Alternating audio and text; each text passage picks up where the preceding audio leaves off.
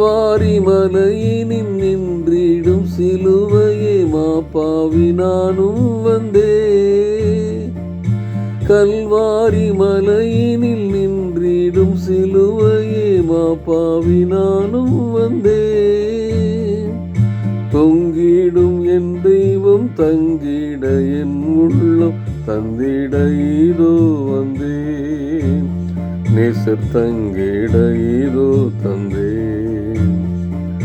பாரச்சிலுவையினை தோளில் சுமக்கும் அந்த பாதம் என் தெய்வம் அல்லவோ. தாகமாயிருக்கிறேன் என்று சொல்லும் அவர் ஞாபகம் நான் அல்லவோ. அவர் ஞாபகம் நான் அல்லவோ. அவர் ஞாபகம் நான் அல்லவோ. டியர் ஃப்ரெண்ட்ஸ், அன்பின் வாழ்த்துக்கள். ஆண்டவரும் இரட்சகருமாகிய இயேசு கிறிஸ்துவின் நாமத்திலே உங்களை வாழ்த்துகிறேன். புனித வெள்ளி என்பது நம்மை புனிதப்படுத்துவதற்காக புனிதர் பாவமான ஒரு வரலாறு. அந்த வரலாறை தியானிக்கிற, நினைத்து பார்க்கிற இந்த நாளிலே அந்த வரலாற்று சம்பவம் எனக்கு அனுபவமாக வேண்டும். அதை படிக்க வேண்டுமென்றால், வரலாற்றை படிக்க வேண்டுமென்றால் சுவிசேஷத்தை படிக்கலாம். அனுபவத்தை படிக்க வேண்டுமென்றால் நிருபத்தை படிக்கணும். நிருபங்களிலே பவுலடியார் அந்த அனுபவத்தை அனுபவித்து பல காரியங்களை பகிர்ந்து வைத்திருக்கிறார். அது நம்முடைய அனுபவமாக வேண்டும். அன்றைக்கு சிலுவை பார்த்து கண்ணீர் வடித்தவர்கள் எத்தனையோ பேர் இருக்கலாம், கேலி செய்தவர்கள் எத்தனையோ பேர் இருக்கலாம். ஆனால் சிலுவை பார்த்து கண்ணீர் வடிப்பதற்கு இன்றைக்கு ஆண்டவர் விரும்பலை.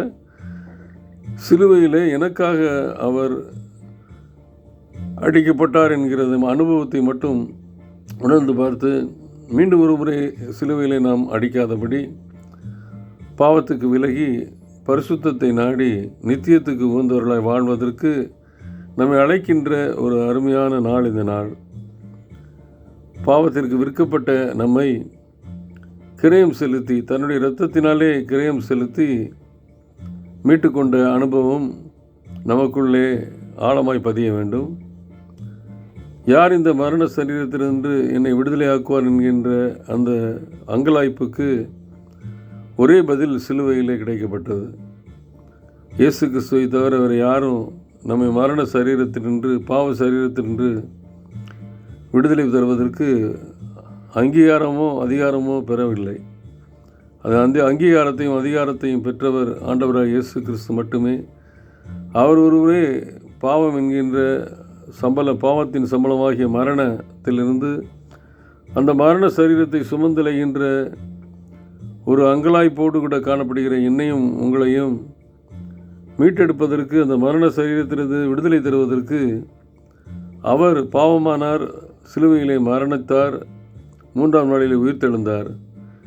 இந்த உயிர்த்தெழுந்தல் என்பது அவர் மரித்ததினாலே நமக்கு வந்தது. இல்லை என்றால் அவரை போல சாதாரண மனிதர்களைப் போல நம்ம மரணித்து அதோடு வாழ்க்கை முடிஞ்சிருக்கும். இயேசு கிறிஸ்து சிலுவையிலே மரணித்ததினாலே, அவர் உயிர்த்தெழுந்ததினாலே, மரணத்துக்கு பின்பாக உயிர்த்தெழுதல் என்பது நமக்கு கொடையாக கொடுக்கப்பட்டிருக்கிறது. சிலுவை என்பது தியானித்து கொண்டே இருக்கலாம். சிலுவை என்பது தேவ பலனை தருகிறது. சிலுவையிலே எனக்காக அவர் பாவமாக்கப்பட்டார். சிலுவை என்பது இயேசுவோடு நான் அறையப்படும் பொழுது நானும் பிழைக்கிறேன். சிலுவை என்பது இயேசு கிறிஸ்து பலியாகி அன்பு கூர்ந்த ஒரு அருமையான ஸ்தலம். சிலுவையிலே மரணபரியந்தம் தாழ்த்தின ஆண்டவராக இயேசு கிறிஸ்து எனக்கு உதாரணமாக இருக்கிறார், மாதிரியாக இருக்கிறார். சிலுவையிலே அவர் இரத்தத்தினாலே சமாதானத்தை உண்டு பண்ணினதினாலே எனக்கு சமாதானம். சிலுவையிலே தன்னை ஒப்புக் கொடுத்ததினாலே நானும் அவரிடத்தில் ஒப்புக் கொடுக்க வேண்டும் என்கின்ற இந்த அனுபவங்களை பெற்றுக்கொள்வதே புனித வெள்ளியின் முத்தாய்ப்பான காரியம். அவர் மரண வீட்டுக்கு போயிட்டு வந்து அழுதுட்டு வந்த மாதிரி வருவதற்கு இந்த ஆராதனை பயனளிக்காது. ஆராதனைக்கு போனவங்க பாவத்துக்கு மரித்து நீதிக்கு உயிர்த்தெழ வேண்டும்.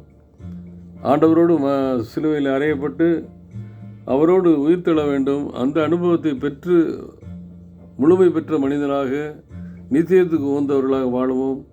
அப்பொழுது இந்த புனித வெள்ளி நமக்கு நிச்சயமாக ஒரு பயனுள்ள வெள்ளியாக இருக்கும்.